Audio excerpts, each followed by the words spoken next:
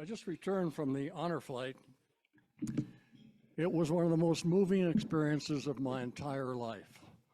I told my family I shed more tears in 3 days than I have in 3 years.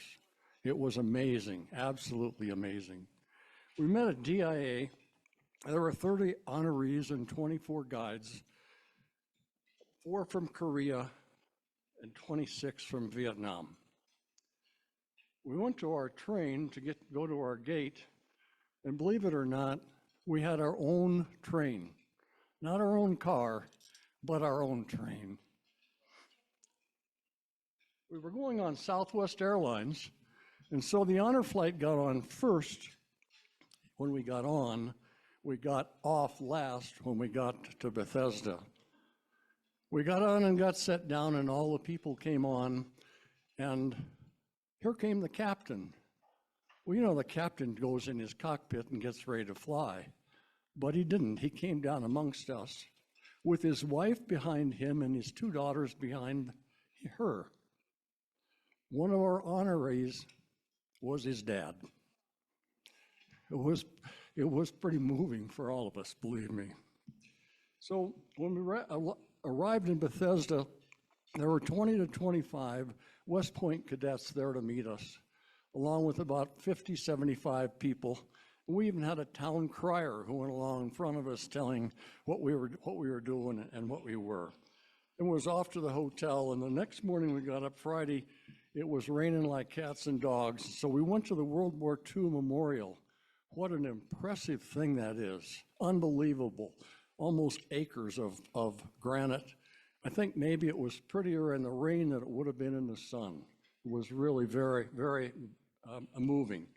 Because of the rain, we didn't do the other things we were scheduled to do, so we went to the National Archives, saw the Constitution, the Magna Carta, the Bill of Rights, and other things. It was a nice diversion, I guess, from the rain, so then back home.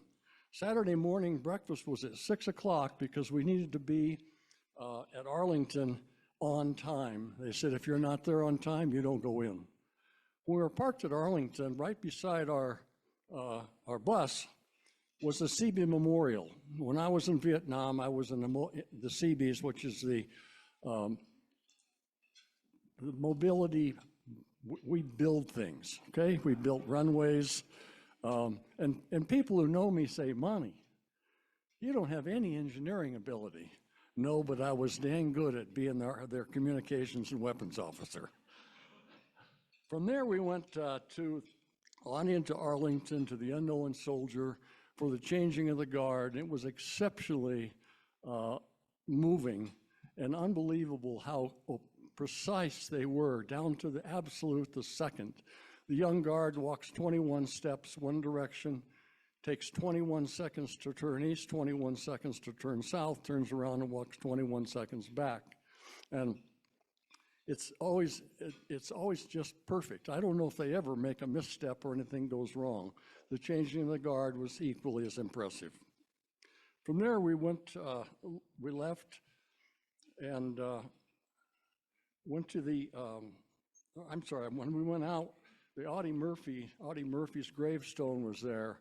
When he was older, he said, they paint the Medal of Honor winners' gravestone letters in gold. He said, I want mine in gold. He said, I'm just a regular soldier. And there he was, just his, and next to that was the Challenger 4 Memorial. And from there, we had a really special situation. One of our people, his wife had been military. She died about 10 years before and was buried in Arlington. And the honor flight people went to a great deal of trouble to get permission for them to go to her graveside. He got out and put some flowers on her grave. It's pretty moving. From there, we went to the Marine Memorial, the Iwo Jima, which was very impressive. The clouds that day were just magnificent. It was the only time on the trip I wish I'd have brought my real camera instead of my camera phone. Lunch was held on the 16th floor of the Sheraton, and out our window from lunch, we could see the Air Force Memorial, which is relatively new, and it's 3 swoops that go up like this And then right beyond that was the Pentagons. It was quite a place to have dinner. Then we left there, and it was time to go to the Korean Memorial. The Korean Memorial is probably my favorite. It's American Army people, statues about this big, with ponchos on. You can just feel the rain, and they're walking through a rice paddy. It's very, very moving. And there we went to the Vietnam Memorial. I was fairly moved there. One of my men from Vietnam was on the memorial, and my cousin Ted was also on the memorial. And then it was time to head home. We got back into Denver. When we got off, there were quite a few military people to greet us, plus about 50 or 75 civilians. And I said to my roommate, who was one of the guides, I said, "Danny, that's impressive." He said, "You haven't seen anything yet." Once again, we got down to the train. We had our own train. When we come up out of the train, there were 150 to 200 people, all civilians, there to greet us and thank us.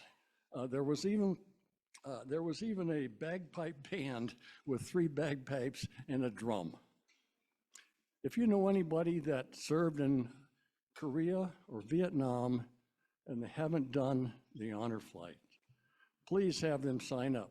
All they have to do is go to RockyMountainHonorFlight.org, and the first thing they see is to sign up, and they should do it. It's really wonderful.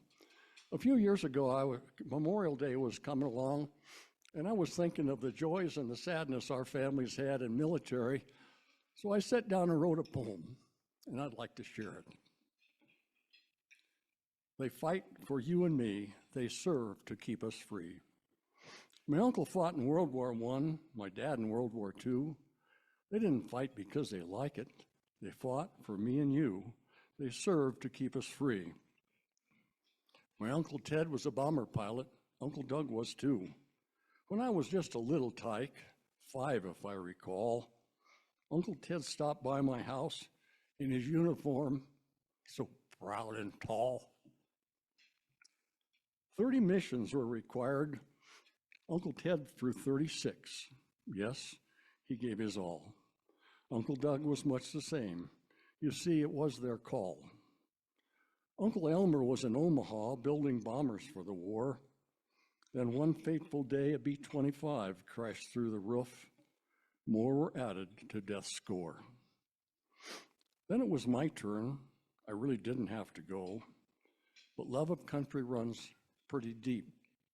I wouldn't miss the show. My